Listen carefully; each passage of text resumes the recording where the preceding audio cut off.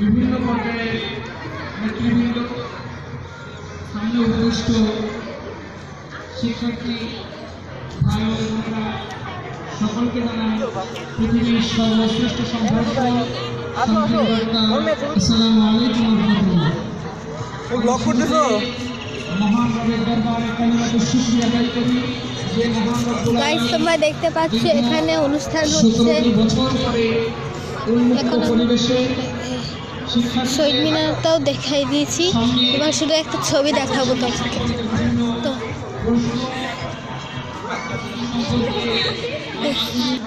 এই যে দেখো, এটা রাজশাহী শহীদ মিনারের পিছনে এরকম ডিজাইন, আমরা প্রথমবার এটা দেখলাম। গাইজ একজন আমাকে দেখছে।